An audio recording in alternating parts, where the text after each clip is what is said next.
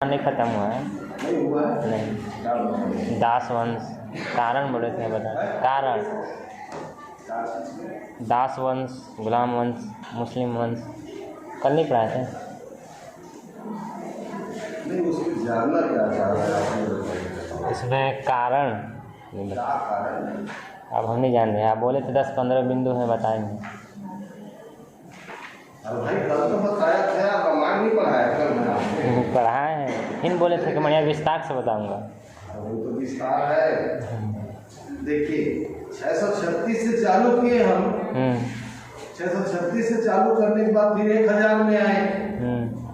1000 से 1027, फिर 1191-92 में आए।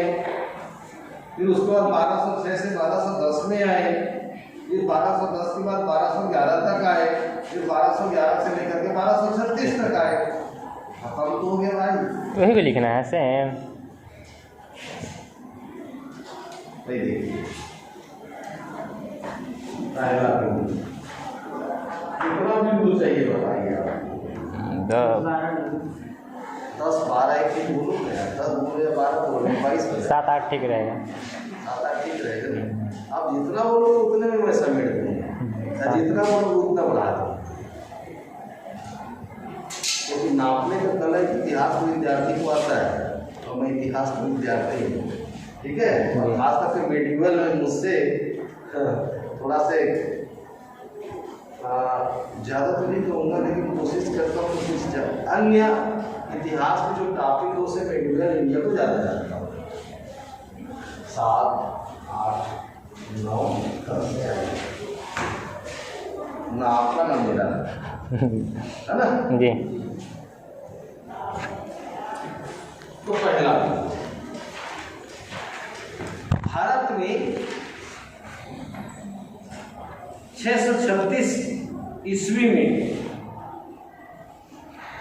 सुबुक्तगिल अलब्तगिल ने आक्रमण किया। वे पंजाब के आसपास के क्षेत्र तक आए और वापस चले गए। इसलिए हम उनको मुस्लिम वंश का या दास वंश का, देखिए सब एक ही चीज है। दास वंश कह ले, मुस्लिम वंश कह ले, तुर्क वंश कह ले, गुलाम वंश कह ले, सब एक ही है। उसका हम प्रमुख संस्थापक नहीं कर सकते। हमको जानना क्या चीज है कि दास वंश का या मुस्लिम वंश का या तुर्क वंश का या आपका गुलाम वंश का वास्तविक संस्थापक कौन था, यही जानना है ना। या वास्तविक संस्थापक कौन था ये जानना है हमको। थोड़ा सा हिंट हमको ये दे दिया गया है कि दिल्ली सल्तनत का या मुस्लिम वंश का या दास वंश का, गुलाम वंश का, जो भी नाम आप दे सकते हैं, उसका वास्तविक संस्थापक ऐबक न होकर के इल्तुतमिश था।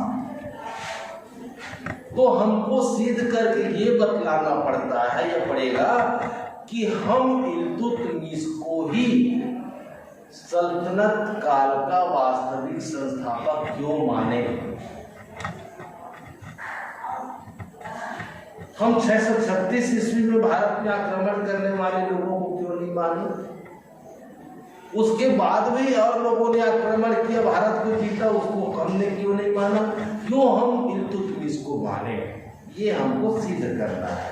तो पहला हमने ये देखा कि 636 ईसा पूर्व में भारत में प्रथम आक्रमण, अरब आक्रमण हुआ, तुर्क आक्रमण हुआ, जो पंजाब के आसपास के क्षेत्र में आए, आक्रमण किए, किसी प्रकार की सफलता नहीं मिली और वापस चले गए। इसलिए हम उनको भारत में सल्तनत काल का या मुस्लिम काल का वास्तविक संस्थापक का श्रेय नहीं दे सकते। दूसरा 1000 से 1027, 636 हो गया। दूसरा में 1000 से ये 636 ईस्वी और ये आपका 1000 से 1027 ईस्वी। नाम था महमूद गजनवी। सूर्य हो गया 1000 से 1027 तक। इतिहास ये बतलाता है कि भारत में अरब आक्रमणकारी जिसका नाम महमूद गजनवी था, गजनी प्रांत का रहने वाला था, उसने लगातार 17 बार भारत में आक्रमण किया, जिसमें उसने 1025 में प्रसिद्ध सोमनाथ के मंदिरों को लूटा नहीं, इसलिए कहेंगे कि एक राजा, एक सुल्तान, एक बादशाह या किसी इतिहास के महापुरुष ने कहा है, जिसको मैं भी मानता हूं, एवरीथिंग पॉसिबल लव एंड वार। प्यार और युद्ध में सब जायज है, और प्यार कर देने से आपका प्यार नहीं, एक माँ का एक अपने छोटे से बेबी की प्रति जो प्यार मारती भी है, दुलारती भी है, पुचकारती भी है, उसका हर चीज में साफ सफाई शरीर की करती है, वो ही प्यार है। और अगर मैं आपको मार दूं तो मुझे मार देंगे, स्वाभाविक है ना। लेकिन वो बच्चा मारता है क्या? उसकी माँ बांध देती है, उसकी माँ उसको तरह तरह की यातनाएं देती है, खाना नहीं देती, कभी कभी कोई बच्चा माँ का फिर जाके गले में पड़ जाता है, उसकी माँ इतना क्रंदन करती है, ज्यादा इमोशनल करना चाहता है। तो 1000 से 1027 तक गजनी प्रांत का वह साहस रखने वाला व्यक्ति, जिसका नाम महमूद गजनवी था, जिसने भारत में 17 बार आक्रमण किया, और उसने 1025 को या 25 में प्रसिद्ध सोमनाथ की मंदिरों को उसने वहां से हीरे जवाहरात धन दौलत प्राप्त किया, और इस प्रकार वहां पर दरबार भी लगाया, बादशाहत का उसने वहां पर इबारत लिखी, और इस प्रकार से वह व्यक्ति 1027 को वापस गजनी चला गया। उसके बारे में इतिहासकार ये कहते हैं कि महमूद गजनवी आंधी की भांति आया और झंझावात की भांति चला गया। वो लोग ने अपनी माता पिता की जय हो गया। दूसरा पॉइंट याद रखना, कल पूछूंगा मैं आपसे, मेरे को याद है। परेशान कर रहे थे 1211 से 1236 के बाद बताइए। बाद में बताऊंगा, पहले और लोगों को फायदा, बस आप ही को फायदा पहुंचाऊं, मालूम है यार, दिस इज नॉट फेयर। तो तीसरा में हम आ जाते हैं 1191 से 1192।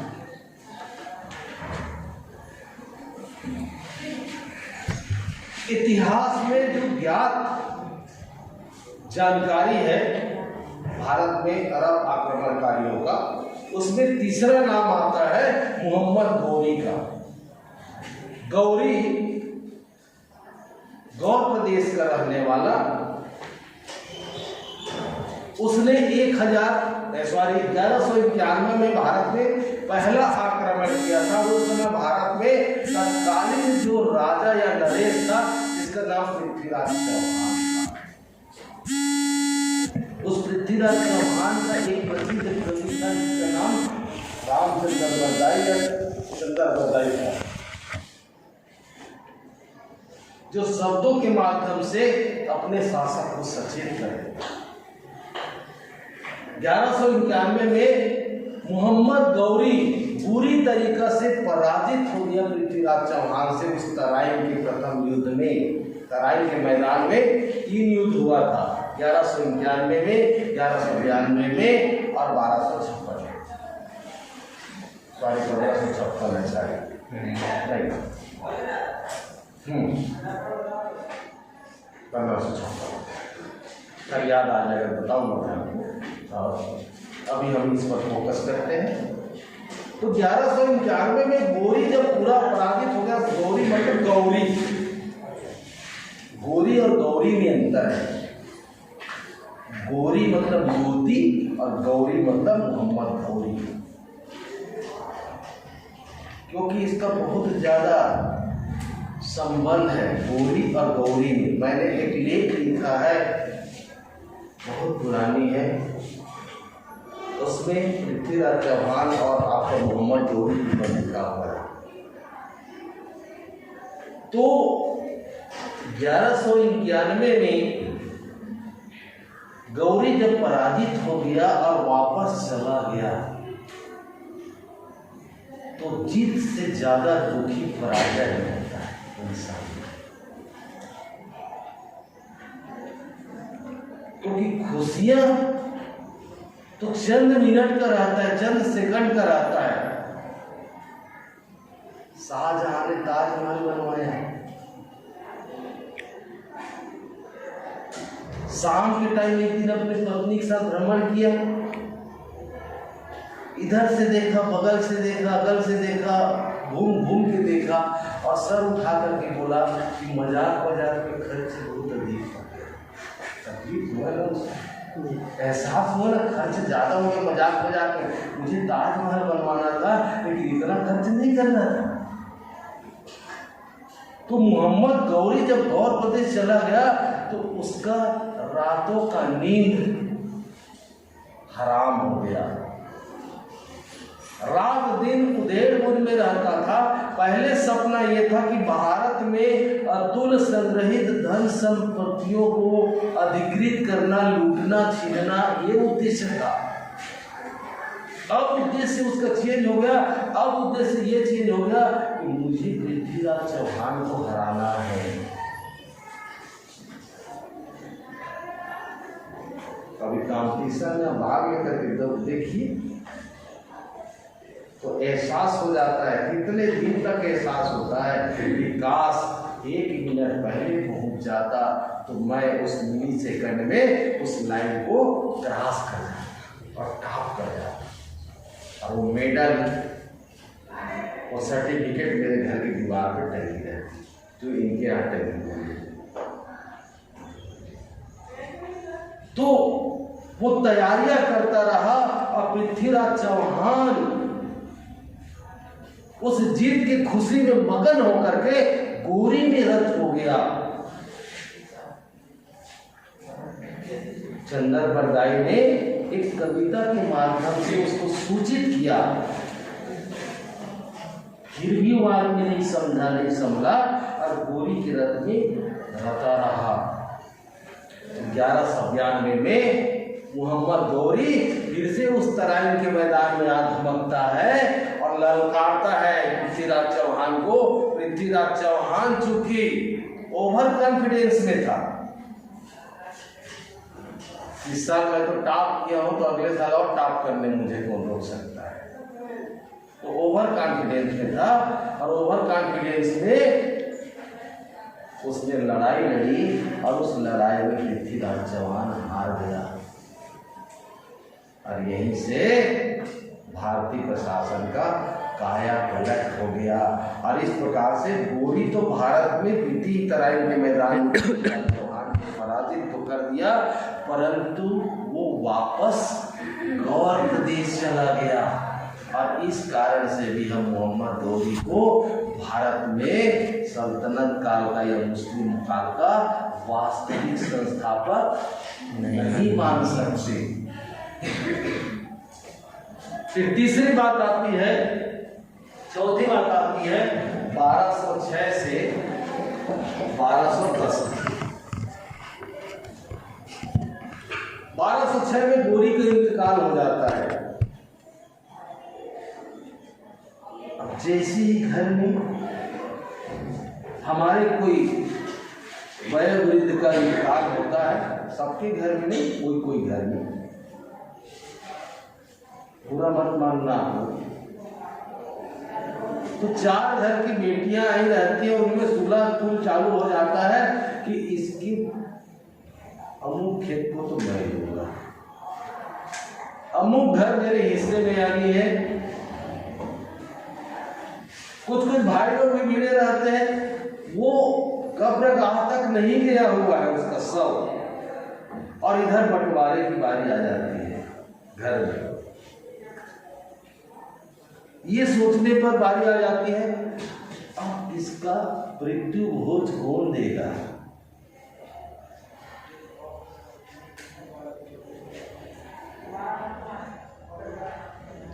तो 1206 में गोरी के मृत्यु होने के पश्चात उसके 4 दत्तक पुत्र मतलब गोद लिए हुए गुलाम 4 थे, जो गौर प्रदेश में थे, पंजाब में थे, सिंध में थे, दिल्ली में थे, और इधर आपका बंगाल और बिहार में। तो हम दूसरे जगह का नहीं देखेंगे, सिर्फ दिल्ली का देखेंगे। दिल्ली में उसका एक प्रतिनिधि था जिसका नाम था कुतुबुद्दीन ऐबक, जो 1206 से लेकर के 1210 तक दिल्ली के सिंहासन पर विराजित होने का प्रयास किया। विराजा नहीं, बैठा नहीं, वो बगल में सिंहासन लेकर के बैठता था। अब कैसे उसको राजा मानोगे यार भाई। एक राजा की क्वालिटी आप में है, एक ग्रेजुएट होने की क्वालिटी आप में ज्यादा है, लेकिन आपके पास एविडेंस के लिए सर्टिफिकेट भी तो जरूरी है ना।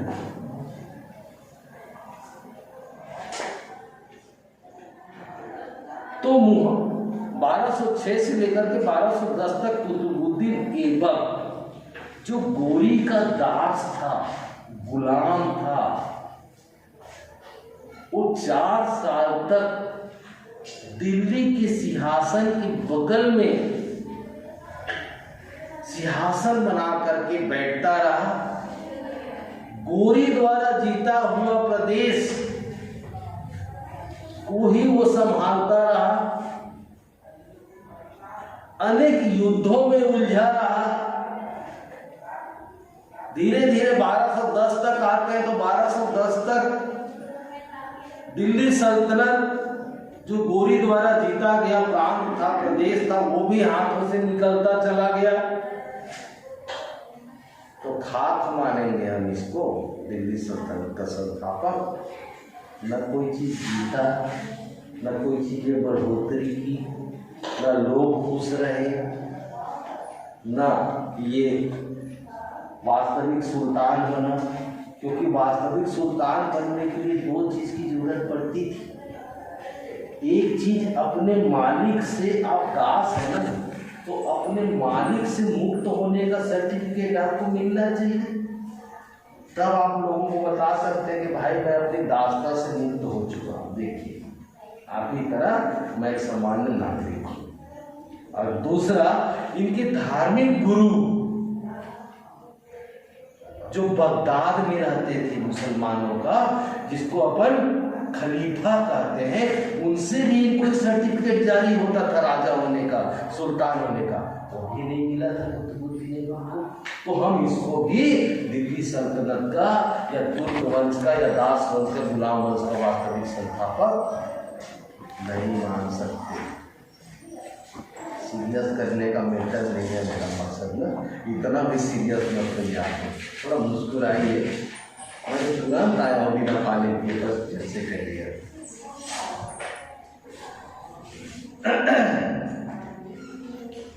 अब आगे बढ़ते हैं, तो कहाँ तक चले जाते हैं हम? 1210 से 1211। बहुत लोग बोलते हैं ना इतिहास में सर तिथि जो है ना हमको याद नहीं हो पाता है, यही सिस्टम है। जो सिस्टम से आप आगे बढ़ेंगे ना तभी आप आगे बढ़ पाएंगे, अन्यथा बीच बीच का याद करेंगे तो याद नहीं है। इसलिए सिस्टम में आप याद रखिए। ये कंप्लीट हो जाए फिर मैं थोड़ा सिस्टम आपको और शेयर करूँगा। तो 1210 से लेकर के 1211 तक मात्र 6 महीना कुतुबुद्दीन ऐबक का दत्तक पुत्र, वास्तविक पुत्र नहीं था ऐसा कहा जाता है, जिसका नाम आराम शाह था। बिस्तर पे आराम करता रहता था, नाम ही उसका आराम शाह था। शाह मतलब शहंशाह, राजा। 6 महीने तक वो लोगों ने देखा उसको, परखा उसको, जांचा उसको, लोगों को उसके हाव भाव ठीक नहीं लगा। लोगों ने क्या किया, उसको सिंहासन से उतार फेंकने की योजना बनाई। इस प्रकार से हम आराम शाह को भी दिल्ली सल्तनत का संस्थापक वास्तविक रूप से नहीं मानते। अब आ जाते हैं 1211 से 1236। लीजेंड शमसुद्दीन इल्तुतमिश, जिसके बारे में आपको जिज्ञासा है, जिसके बारे में इतिहासकारों को ने एक नया थ्योरी दिया है, एक नया उसने बतलाया है कि दिल्ली सल्तनत का 1211 से पहले जितने भी और शासक आक्रमणकारी हुए वे वास्तविक रूप से संस्थापक नहीं थे। यूनिवर्सिटी के क्वेश्चन से ज़्यादा ये इम्पोर्टेंट जो है PSC UPSC का क्वेश्चन है। दिल्ली सल्तनत का वास्तविक संस्थापक कौन था, हम ऐबक को कह देते हैं, क्योंकि उसमें ऑप्शन भी रहता है, 4 ऑप्शन रहता है। ऐबक भी रहता है, इल्तुतमिश भी रहता है, आराम शाह भी रहता है, कोई और भी रहता है, और हम हड़बड़ी में ऐबक को लगा देते हैं क्योंकि अभी तक तो हमने ऐबक पढ़ा है, क्योंकि पहला राजा तो ऐबक था यहाँ पर, इसलिए पहला राजा है, इसलिए पहला अधिकार सिंहासन पर है, इसलिए हम पहले उसको संस्थापक ही मानेंगे। तो 1211 से 1236 तक एक और गुलाम, जो गुलामों का गुलाम था, बड़ा मजा आता है इसको पढ़ने में। अभी तक तो हमने गुलामों को पढ़ा, अब 1211 से 1236 तक जिसने शासन किया, जिसका नाम शमसुद्दीन इल्तुतमिश था, जो गुलामों का गुलाम था। गोरी का गुलाम ऐबक और ऐबक का गुलाम इल्तुतमिश, जो गुलामों का गुलाम हुआ। ऐबक गुलाम था और उसका गुलाम जो है शमसुद्दीन इल्तुतमिश था, इसलिए गुलामों का गुलाम। परंतु और जहाँ पर परंतु लग जाता है वहाँ पर हम एक नया थ्योरी देते हैं, एक नया विचार देते हैं, और वो विचार ये है, परंतु इल्तुतमिश को अपने मालिक की जीवन काल में दास्ता से मुक्ति का प्रमाण पत्र मिल चुका था। अर्थात वो गुलामों का गुलाम नहीं रहा। जिस समय वो सुल्तान बना उस समय उस व्यक्ति से या उस व्यक्ति को उसके ससुर ने, किसने, उसके ससुर ने, जिसका नाम कुतुबुद्दीन ऐबक था, उसने राजा होने का या गुलाम से मुक्त होने का प्रमाण पत्र जारी कर चुका था। ठीक है, फिर नेक्स्ट पॉइंट, नवीन साम्राज्य का निर्माण।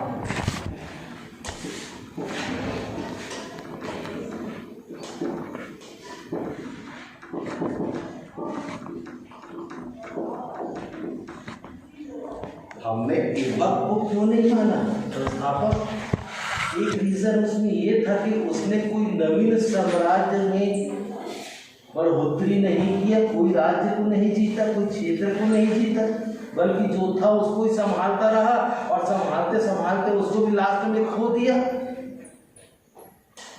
लेकिन इल्तुतमिश कैसे 1211 में शासक बनता है, वैसे वे नवीन क्षेत्रों को जीतता है और जीत करके एक साम्राज्य का निर्माण करता है जिसको अपन दिल्ली सल्तनत के नाम से जानते हैं।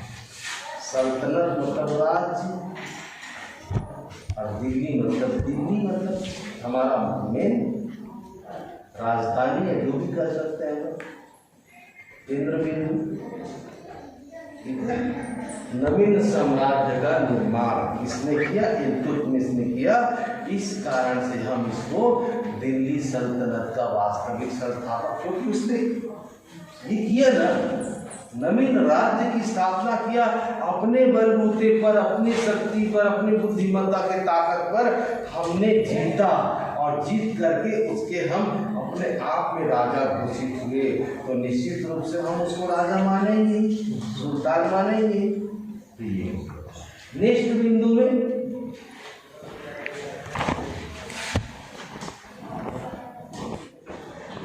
राजकोष में वृद्धि।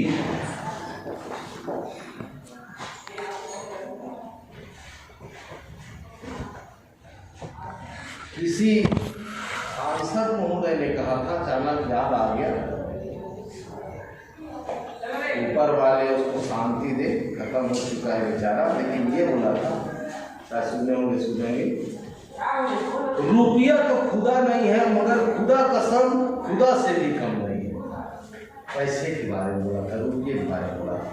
बहुत बड़ा अमीर व्यक्ति था वो, इस जहाँ में नहीं है, लेकिन उसने यही लाइन बोला था कि रुपया खुदा तो नहीं है पर खुदा कसम खुदा से भी कम नहीं है। तो ठीक इसी प्रकार से एक राजा को, एक व्यक्ति को, एक परिवार को, एक संस्था को सही तरीका से संचालित करने के लिए कुछ आर्थिक व्यवस्था की भी आवश्यकता होती है।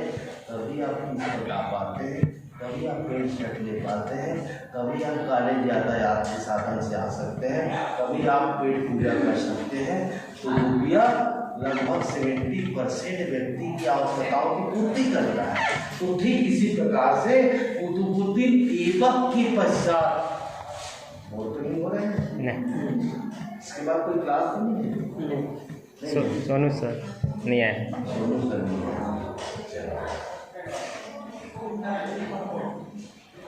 तो कुतुबुद्दीन ऐबक ने साम्राज्य तो खो दिया था, राज खजाना भी खाली कर दी थी, क्योंकि कुतुबुद्दीन ऐबक को लाख बख्श की उपाधि दी गई थी।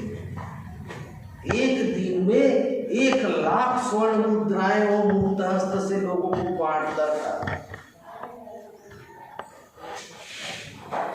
जहां बना तो सिगरेट हो, मुझे तोहफा दो, इतना कर देने से उसको एक सोने की सिक्का मिल जाती थी। रोज दरबार में शाम के टाइम में मुक्त हस्त से वो धन वितरित करता था। राज खजाने की क्या स्थिति है उसकी कोई हिसाब नहीं है। आज 100 रुपया है आपके पास, मिल गया आपको, बोले चलो आज पिज्जा ही खा लेते हैं, बर्गर ही खा लेते हैं, नहीं रहेगा तो चुपके से पीपल के नीचे मोबाइल में डाटा है नहीं है तो भी चला रहे हैं। वो बेस यही होता है। मैं अपना पर्सनल एक्सपीरियंस शेयर कर रहा हूँ। पहली बार एक लंबा वाला मोबाइल आया था एंटीना टाइप का, तो उसमें सिम नहीं लगा था, लेकिन मोटरसाइकिल में जाते हुए मैं कान में लगाया हुआ था, उसको हलो हलो हलो हलो बोलते जा रहा था, मजा आ रहा था मुझे। नया मोबाइल था, 900 में लिया था, इतना मोटा इतना लंबा काला कलर का था, मुझे अच्छा याद है। मुझे मरते मरते बचा था उस दिन में मोटरसाइकिल। शाम तो मोबाइल में था, बिना हेलमेट का जा रहा था, पढ़ाने ही जा रहा था। फिर एक ने धीरे से कहा कि बोले बहुत दूर बात कर रहे हैं क्या? इतना जोर से चिल्ला रहे हैं चुपचाप रखा। अब साले वो चीजें जो है ना, माफ करिए मुझसे कुछ निकल गया, वो पॉकेट में भी नहीं आ रहा था, इतना मोटा था वो, बड़ा था, है ना,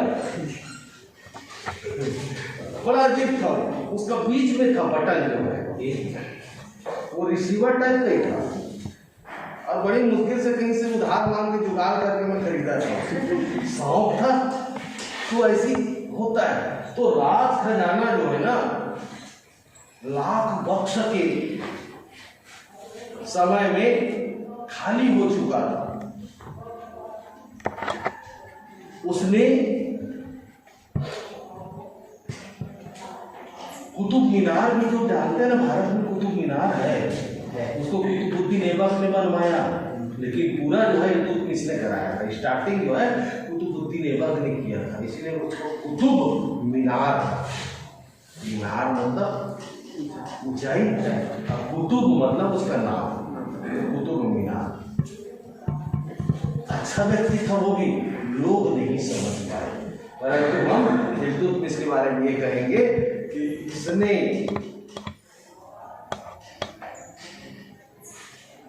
हर प्रकार से कोशिश करके दिल्ली सल्तनत के राज खजाने को परिपूर्ण किया, और जिससे साम्राज्य जो है फलीभूत हो गया, फलने फूलने लगा। मिलकर जो है जनताएं खुशी का जीवन जीना चाहती, इसलिए भी हम इल्तुतमिश को सल्तनत का वास्तविक संस्थापक मानते हैं। तो और आगे बात ले जाएंगे हम, कहाँ जाएंगे? 9वां पॉइंट में, 9वां पॉइंट में जाएंगे। तो 9वां पॉइंट हमारा ये कहता है कि इल्तुतमिश को, या सीधा सीधा यूं कहें, 9वां पॉइंट हमारा हो जाता है खलीफा से प्रमाण पत्र की प्राप्ति।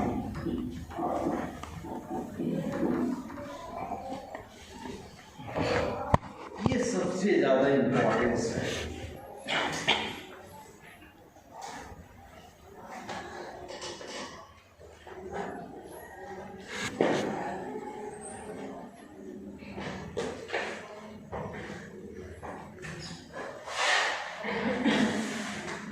हर धर्म में एक धार्मिक गुरु होता है।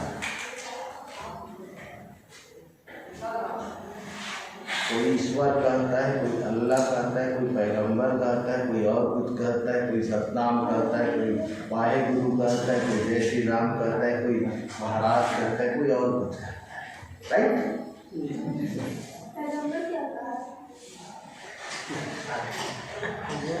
पैगंबर तो ईश्वर ही, भगवान।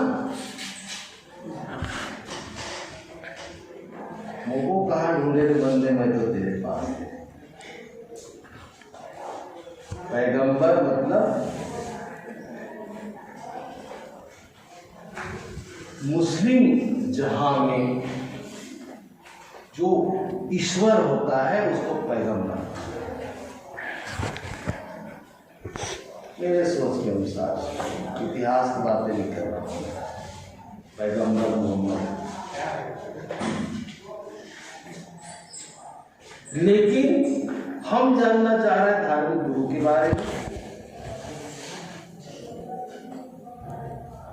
तो क्रिश्चियनिटीज में, ईसाई जगत में धार्मिक गुरु को पोप कहा जाता है, पादरी कहा जाता है, पास्टर कहा जाता है। तो वैसे मुस्लिम मजहब में धार्मिक गुरु को खलीफा कहा जाता है। ये उस समय की बात है ना, हम 1211 से 1236 की बात कर रहे हैं, अभी की बात नहीं कर रहे हैं। और उनके धार्मिक गुरु का एक निवास स्थान था बगदाद, और उस समय धार्मिक गुरु था जिसका नाम था मुस्तसीर बिल्लाह। नोट कर लीजिए, दिल्ली जाएंगे आप 2 साल बाद में PSC कोचिंग करने के लिए, ये सब सारी चीजें। खलीफा, स्थान था बगदाद, नाम था मुस्तसिर,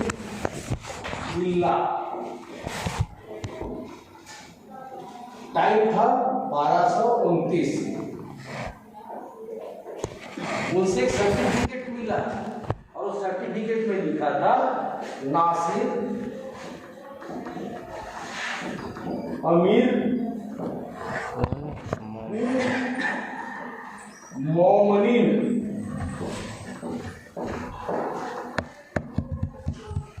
1229 में मुस्लिम जगत के धार्मिक गुरु, जिसका निवास स्थान बगदाद था, और उस धार्मिक गुरु का नाम मुस्तसिर बिल्ला था, उसने शमसुद्दीन इल्तुतमिश को सुल्तान होने का एक प्रमाण पत्र दिया, जिसमें लिखा हुआ था नासिर अमीर उन मोमिनीन। अल्लाह के समान अल्लाह भी बोलते हैं, पैगंबर भी बोलते हैं। मैंने क्या कहा, जिस नाम से बुलाइए आप अपने राज में भगवान को, कहीं कोई दिक्कत नहीं।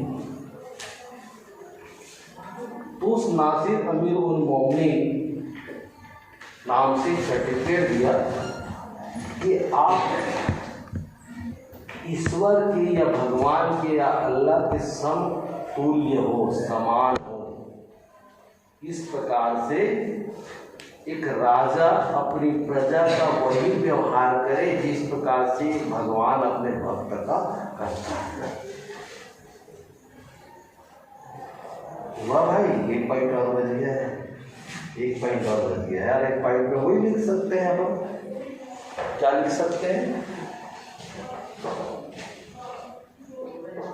दास्ता से मुक्ति का प्रमाण पत्र, है ना। इस चीज को मैं पहले बता चुका हूँ, उस चीज को अपन पॉइंट में लिख सकते हैं। और ये लिख सकते हैं कि शमसुद्दीन इल्तुतमिश को अपने मालिक, ससुर या राजा से या सुल्तान से